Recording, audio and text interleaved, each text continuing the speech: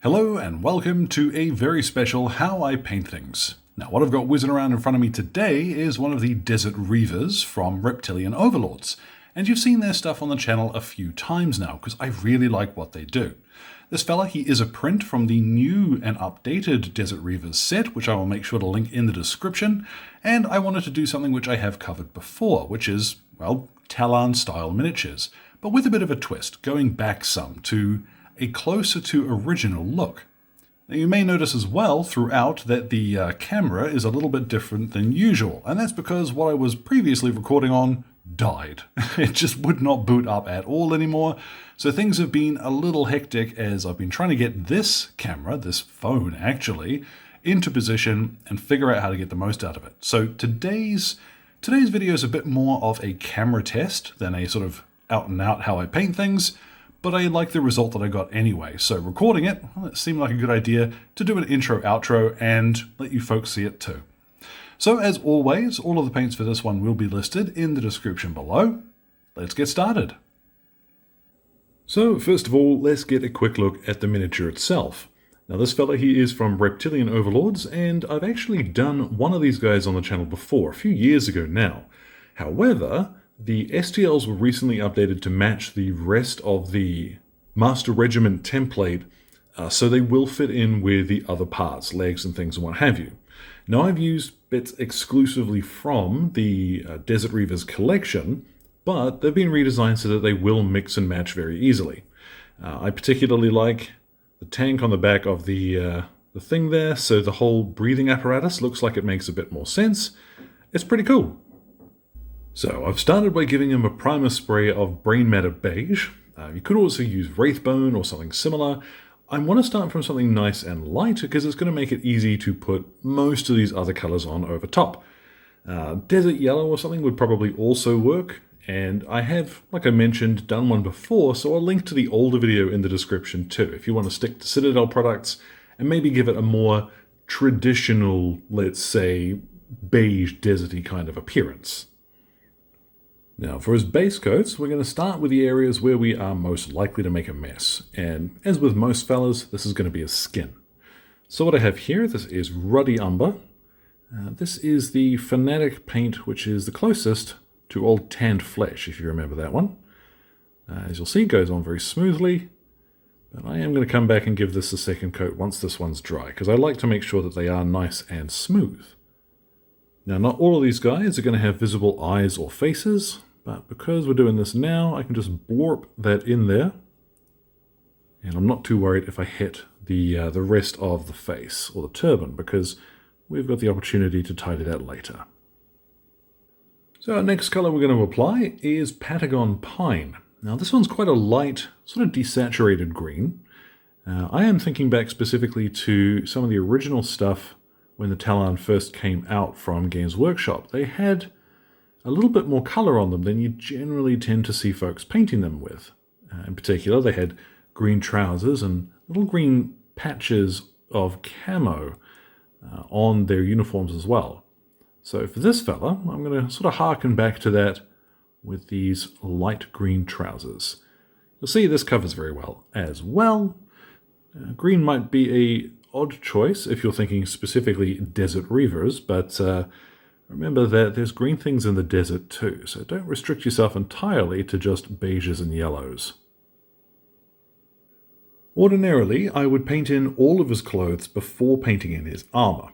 But what I've got here, this is Wasteland Clay, and I am going to paint in his armor now, because parts of this is going to be a little bit tricky to reach. Let's flip him upside down there, I can get in there, without hitting parts of his sleeves and what have you. So if I paint his sleeves in with painstaking care and then paint his armor, I'm going to feel a little bit silly. All the same, this won't take too long. And I have deliberately picked a color quite similar to his fatigues, because I want them to look like they were painted to sort of match the gear. So, away we go, relatively carefully, trying to paint in this Wasteland Clay. And then I have gotten a little bit ahead of myself with some burnt turf. I'm going to paint in his sleeves and the bottom half of his jacket. Like I said, these are quite similar in color, so if you wanted to, You could make this slightly lighter, go with something like Barren Dune, but I do want them to be relatively similar. I'm just going to highlight them differently when that comes to it. Now for his equipment, you could choose like a bone or another beige sort of color, but I saw a piece of artwork, I think it was from one of the 40k role-playing books, where the Tallarn looking dude had leather equipment, and I quite like that look. So this is oak brown. I'm choosing this because it's nice and dark, so it gives us a bit of interesting visual contrast on the miniature, but it has still got a little bit of warmth to it, so it's going to fit the rest of the palette we're using quite well. So all over the straps and what have you. I'm also going to paint in his water bottle and holster with this too. There's quite a lot that you can do with that oak brown. If you wanted to, you could paint his boots in black later, but I kind of like sticking to a single leather color for the whole miniature. Now we are going to paint in his leg wraps here, and I have Ancient Stone. This is one of those colors which is really handy to have because it's not quite white. It's not quite as light as Brain Matter Beige.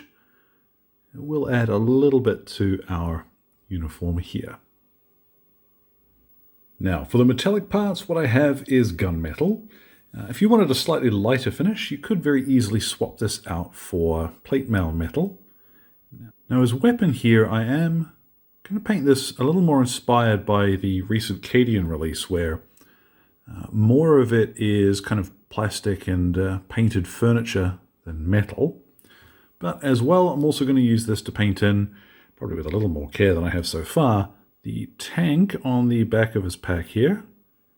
And I've got my oak brown on standby if I go a little awry with this, and other little details that I want to be metallic.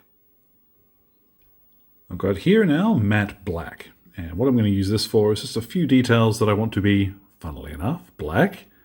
So some of the parts of the las gun I'm going to paint in with this. Also things like the breathing hose on his little apparatus here. You could use something like Strap Grey or Ironclad Grey. Those are from the German and John Blanche sets, respectively. And to finish off that lasgun casing, what I've got, this is Evergreen Fog, which is a nice... It's from the desaturated green range, same as Patagon Pine that we used for his trousers, but it's a bit darker. And once you're satisfied with that, the final thing to do is a bit of cleanup. So what I've got here, this is some Brain Matter Beige from the pot. I'm going to tidy up bits of his mask, his belt. Once you are satisfied with your tidy up stage, it's time to go ahead and wash them.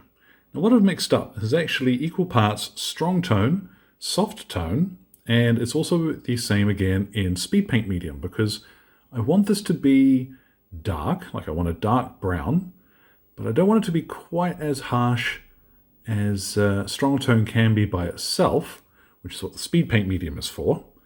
And I want just a little bit of yellowish warmth, which will suit most of the colors that we've painted on them so far.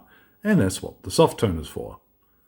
So altogether, we've got something which is going to very quickly give us a load of shading, and as well, it's going to tint the colors that we're using just the right way to make them look a little bit more desert, shall we say. So I'm going to go over everything on the miniature with this mix, and we'll leave them to dry for about half an hour and see what we end up with afterwards. And then once he's dried, you'll have something that looks like this. Pretty good. That'll do the job. Has gone a little bit blotchy on the back there, but that was because I wasn't paying particular attention when I was shifting that stuff around earlier. So, yeah, you can do it. Just be a little bit more careful than I was.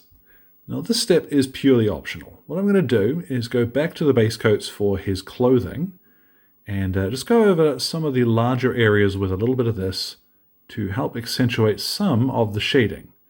So you can use this as a tidy up stage. So for example here, where this didn't go quite as I wanted, I can clean that up a wee bit.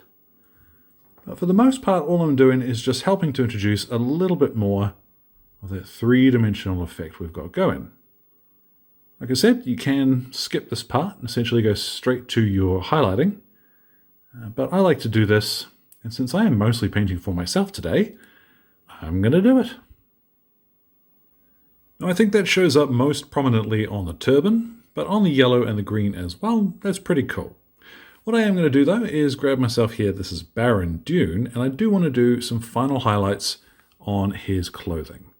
So this time, rather than concentrating in sort of the mid-range, what I'm going to do is use Barren Dune to pick out extreme edges, high points on the creases, and just make this look a little bit more three-dimensional. Now, in order to push those highlights even further, what I have is some skeleton bone. I've thinned this down quite a bit. This is close to half and half water and paint.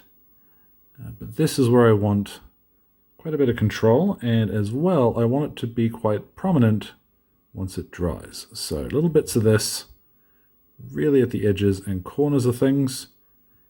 This is definitely not in the realm of what I would be doing on bulk infantry. But since I'm enjoying painting, I'm going to carry on. Now, I quite like how that's turned out. Like I said, not something I would ordinarily do on every infantryman, but it will do the job for this fella. Now, I'm going to do the same thing. I have here Autumn Sage, and I'm going to add a little bit of this to his trousers in much the same way as I just did. I'm not going to go as high, like up to a bony color, as I did with the clothing, but a little bit of this, again, concentrating on adding another dimension. As well as that, I did also sneak back a little bit of Barren Dune onto his armor at the very edges. It's not a huge amount. I don't think it makes that much of a difference, but it is visible if you want to be fussy. And then with some white, what I'm going to do is just little bits of this on the head wrap. I'm going to turn here to agate skin for, funnily enough, his skin. This is a nice warm one. Works quite well as a base coat for skin tones in most circumstances, but this time though, as I want him to look a little bit warmer, more sun-touched, just a bit of this. And the final stage for his skin is going to be to thin out a little bit of Dorado skin. And I tend to find thinning this out and making it slightly translucent is your best bet here, because we want a little of that skin tone to kind of show through. We don't want this to cover perfectly.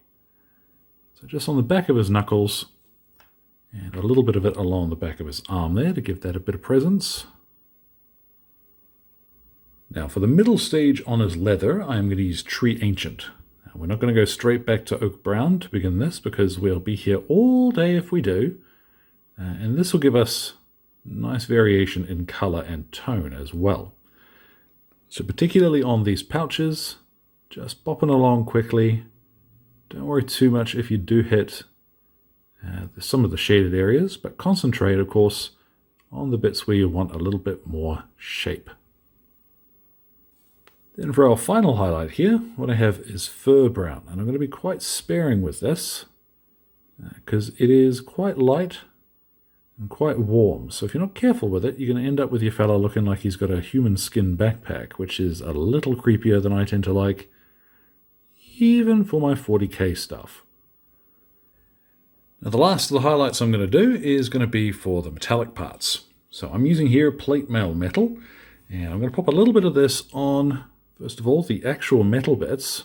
So parts like his weapon barrel here along the top as well. What you can also do with this is if you keep just a tiny bit of it on your brush at a time, keep it nice and fluid as well, is paint little scratches and dents on your metallic stuff so that you don't have to come back with yet another range of colors. And you can very quickly and quite easily highlight your metalwork stuff with this. So I'm going to go around, just add a bit of chipping to the rifle, and then we'll call them done. What I'm going to do from that point is to take them outside, hit them with a matte varnish spray, and pop his base on them too. And the recipe for that will be in the description. So let's get a look at our fella here once he is finally all finished. And so there at last, our Desert Reaver is complete, and I'm actually really happy with that result. Like I did mention, there was a lot more going on than I would usually put into basic infantry, but hopefully the camera test has come out all right, and I thoroughly enjoyed painting him. So as always, thanks goes out to Exit 23 Games for the light and sound equipment, as well as all of my wonderful patrons who are keeping me ticking in paints and glue, including my most gorgeous producers who are showing up on screen now. Thank you very much for your support, folks. Genuinely, I would not be able to keep doing this were it not for your generous support. Now, any questions or anything, feel free to drop them in the old comment box below. My Blue Sky and Instagram are both linked there too. So, thank you very much for your time, one and all, and you all enjoy the rest of your day.